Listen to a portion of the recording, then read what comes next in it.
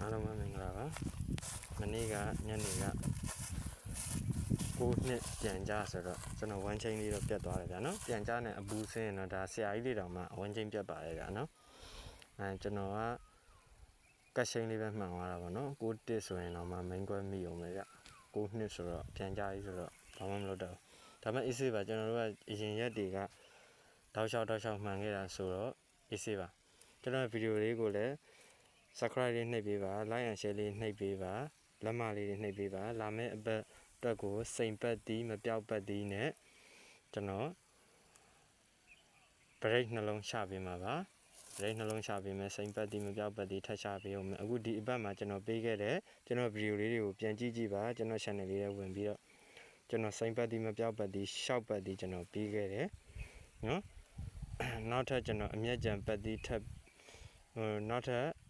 ဗုဒ္ဓဖူးကြာတာပရိမကျော်ပတ်တီးလဲကျွန်တော်ထပ်ပေးတယ်၄ပတ်တီးဖြစ်ပါတယ်မနေ့ကကြာတာပရိနေ့မနက်ခင်းက၄လျှောက်ထွက်ခဲ့တဲ့အတွက်၄လျှောက်ပတ်တီးထိမိမိရလိုက်တယ်ဗျာနော်အမျိုးတို့တော့မသိပါဘူးကျွန်တော်ကတော့ရလိုက်ပါတယ်ကျွန်တော်ထိမိမိရလိုက်ပါတယ်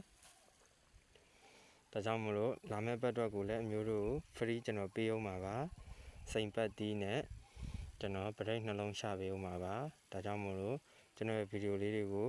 subscribe နှိပ်ထားပါလက်မလေးတွေနှိပ်ထားပါ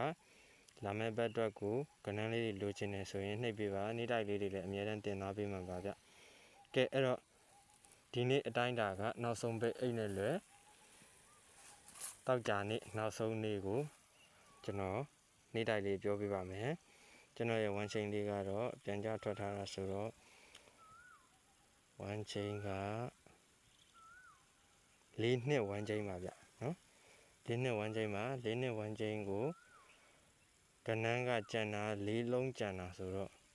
ကျွန်တော်ကတ်ရှင်တာက9633ညနဲ့ကတ်မယ်ဗျာနော်9633ညနဲ့ကတ်မယ်9633ညနဲ့ကတ်မယ်96ကဏ္ဍဒီနေ့တော့အရန်လေးပါထည့်လိုက်ဗျာ9633ည1နဲ့ကတ်မယ်ဗျာနော်၅လုံးနဲ့ကတ်မယ်ဆိုတော့10ခွက်တော့ဖြစ်သွားမှာပေါ့၄နဲ့ပတ်သက်ရင်4 5 43 40 46 41နှစ်နဲ့ပတ်သက်ရင်2 5 2 3 20 26 21ဆိုတော့5ခွက်စီဖြစ်သွားမယ်ဗျာနော်အဲဒီ5ခွက်လေးကိုကျန်တာလေးတွေကိုတော့အရန်ထိုးပါအကြိုက်ဆုံးကျွန်တော်2ခွက်စီပြောပြပါမယ်43ရယ်40ရယ်23ရယ်20ရယ်အဲ့ဒါတော့ကျွန်တော်အကြိုက်ဆုံး2ခွက်စီပါဗျအားလုံးပဲပေါက်ကြပါစေကံကောင်းကြပါစေလာမယ့်ဘက်အတွက်ကိုကျွန်တော်စိန်ပတ်တီးနဲ့ break နှလုံးချပေးမှာပါကျွန်တော်ဗီဒီယို